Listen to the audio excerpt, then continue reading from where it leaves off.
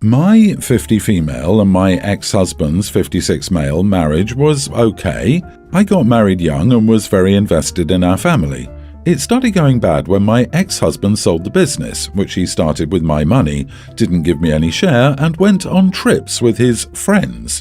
My relationship with my son was great until his graduation at 22. Then he started taking money from his dad, and both of them started avoiding me and found me annoying.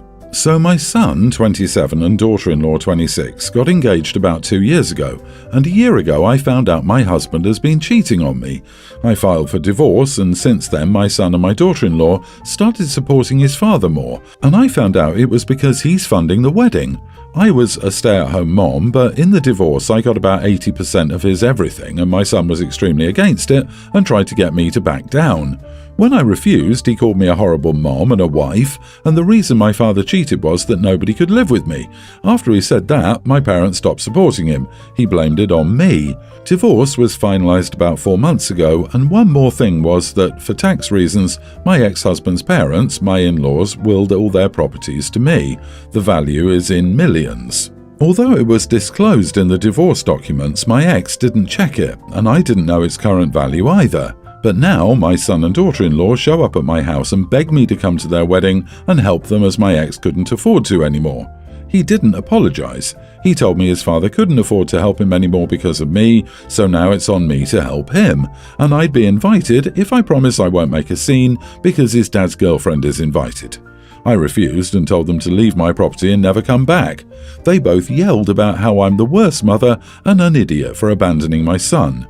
I seriously hate them for the way they treated me at my lowest. But now my mother-in-law is saying being a mother is all about forgiveness and that I should be the bigger person. But she also told me if I didn't go to the wedding, she wouldn't either, and if she didn't, lots of other relatives won't too.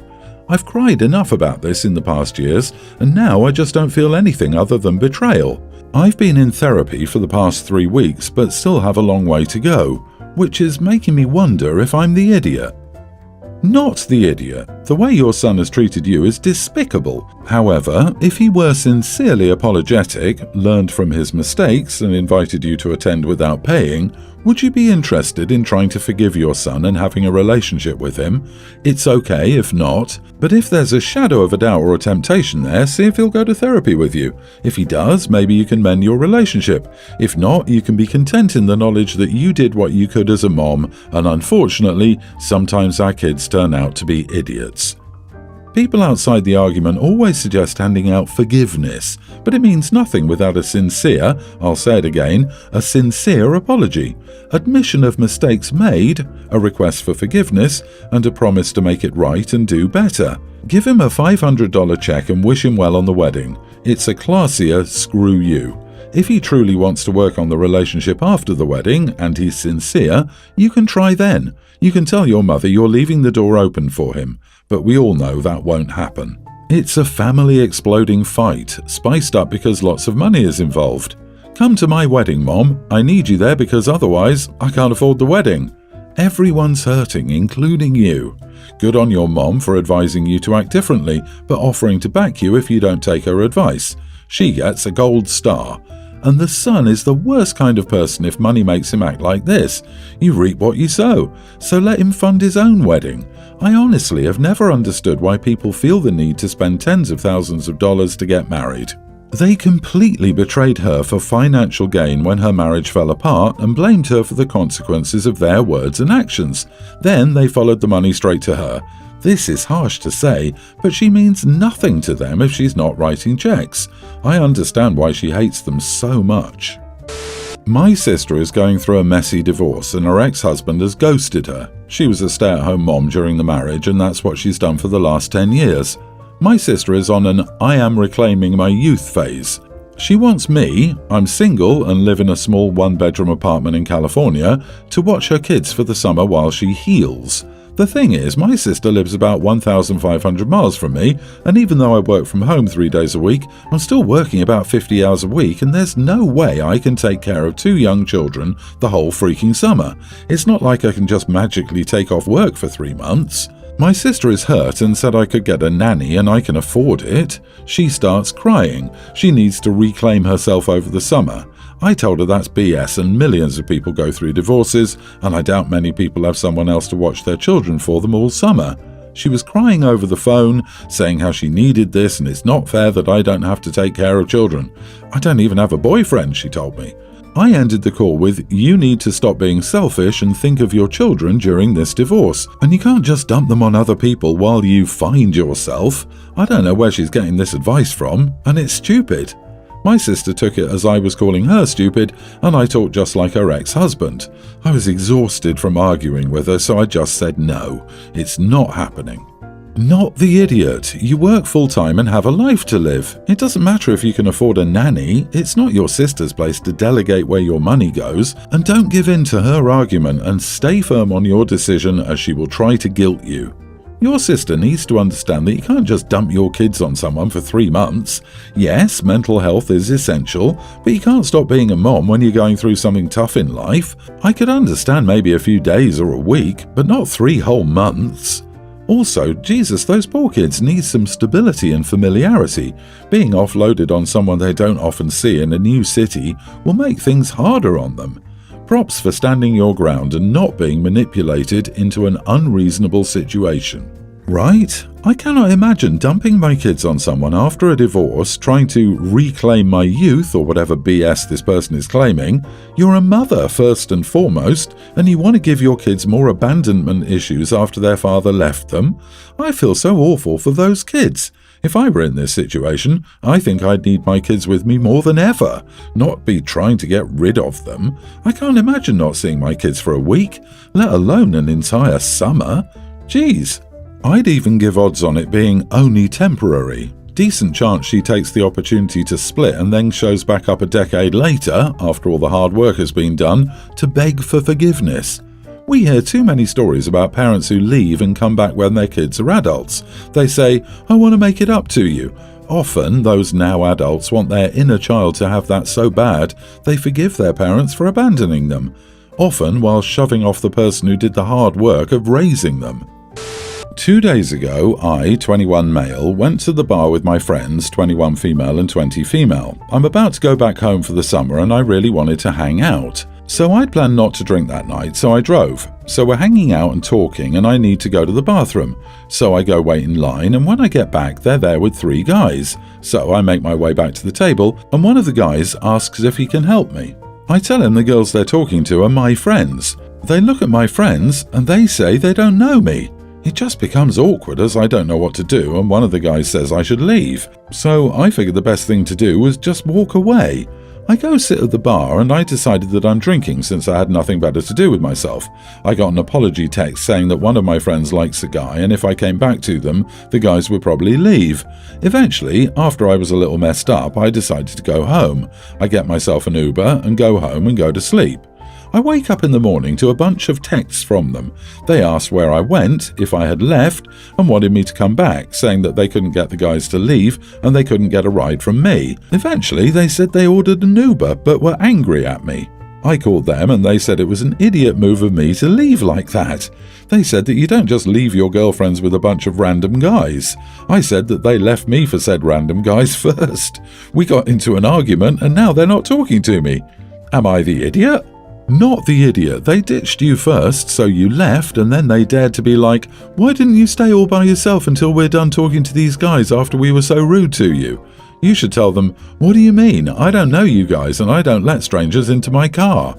They weren't just rude to him, they made him look like the creepy stalking guy, which could have gone wrong really fast. OP? Drop them. They dare to pretend you're a creep in a bar and then text you later mad that you bailed? Wow. Seriously, get new friends. It's pretty clear that they were using you for a free ride. I couldn't imagine doing this to anyone I'm friends with when it's easy to explain that you're just a friend.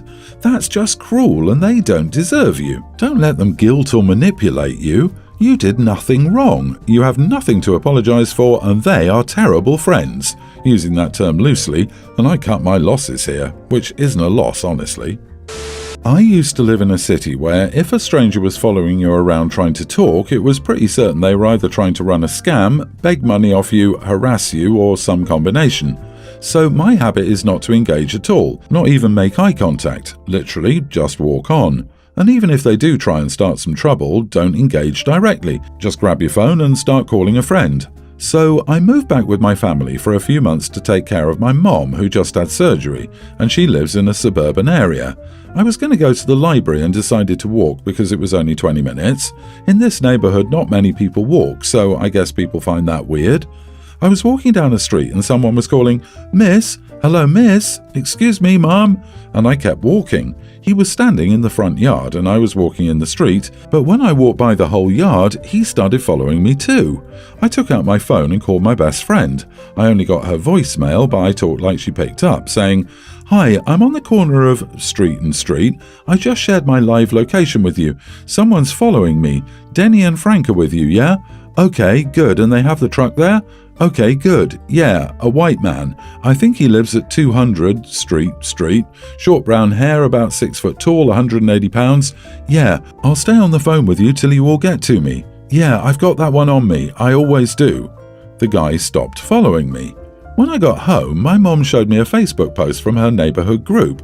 It was a picture of me from a distance taken by a doorbell camera, and the post said there was a suspicious person that the guy, a resident, tried to greet and who totally ignored him, then got on the phone describing where he lives, what he looks like, and was talking about having a bunch of guys in a truck come by.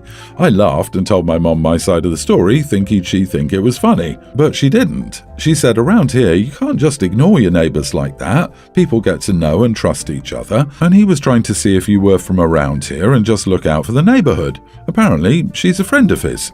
I was like, "Mom, do you really want to be teaching your daughter to be talking with strangers who follow her down the street? Like, okay, this was a misunderstanding, but most of the time it's bad news, and I ain't doing that."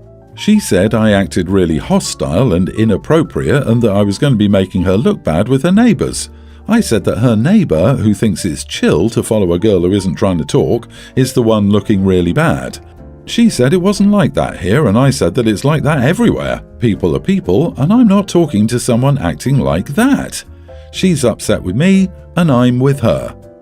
Not the idiot. You are absolutely correct to be freaked out by someone following you when you did nothing wrong. In fact, what you did was very street smart. Just because your mom views your neighborhood as a safe place doesn't mean it actually is. Plenty of creep people are rich enough to live in the suburbs. You don't have to greet a total stranger if you don't want to. Yes, some people will view that as rude, but they don't get to dictate your actions. I'm very similar in avoiding in-person conversations with men I don't know. I don't care how rude they think it is, they'll get over it. This is like female safety 101. Your mom is missing the big picture because she knows the man, but to you, he's a stranger who is following you. Your mom should be pointing out to the Facebook group that any girl or woman should rightly be nervous about a man she doesn't know trying to talk to her and actually following her. Would they think it was okay if it were their daughter, their mom, or even their teenage son? If someone doesn't greet you, then you should assume that they didn't see you or don't want to engage. Most women, especially young women, don't want to engage with some random man out on the street because it usually ends badly. Ha ha ha ha ha. It's laughable that anyone would think you're wrong in this situation. How are you supposed to know the neighborhood culture? I honestly have zero patience for those nosy HOA nut jobs who have nothing better to do with their time than feed into their voyeurism by stalking neighbors. My sister's fiancé has recently lost his job. As a result, they're paying thousands of dollars a month for this dream venue that she's booked for her wedding. Now she wants the wedding party to help her with the cost of the venue because she can't afford the monthly payments now. I'm talking about $2,500. That's on top of the $1,500 I've already paid for my bridesmaid things and doesn't include her bachelorette party. At this request, I'm noped out of the wedding party, and now my sister is angry at me. I told her I'm not going thousands of dollars in debt for your wedding. She keeps insisting that this is her dream, and she wants to get married in this expensive venue because some movie stars did. I told her there's a lot I want, but if you can't afford something, you can't afford it. She kept saying this is all she'd ever wanted was to get married at this place, and she's hurt that I'm not supporting her. I pointed out all I've ever wanted to do was backpack through Europe, and that's my dream, and she's not supporting that. She tried to tell me it's not the same thing, and I would understand how upset she would be if I ever got married. I told her I wouldn't pick a venue that I couldn't afford, and I wouldn't make my friends and family go into debt for it. I have declined to be in the wedding or help my sister. I understand it's her dream to get married there, but she needs to look at other options if she can't afford it. So, am I the idiot? Well, I want a new Ferrari and you should help me pay for that because it's my dream. Not the idiot, obviously. How rude to just assume everyone who's in your wedding can and are willing to drop that kind of money monthly into someone else's wedding. Yeah, no, she's ridiculous. If she wants the venue that bad, she can find another job. $2,500 is what some people pay in rent and mortgage payments. It doesn't sound like they could really afford to book the place to begin with, let alone now that the fiancé doesn't have a job. She needs to look at the reality of her situation instead of trying to rope other people into paying for a dream. She should focus on her dream marriage, not a dream wedding. My sister-in-law had a big wedding. It was all she ever dreamed of. My brother went along because it was what she wanted. They were in debt for years because of it. She regretted it every month she sent in the payment. She said there were so many other things she could have used that money for. Her soon-to-be husband is out of a job. Dreaming time is over. She needs to wake up and face reality. The reality is, she can't afford it.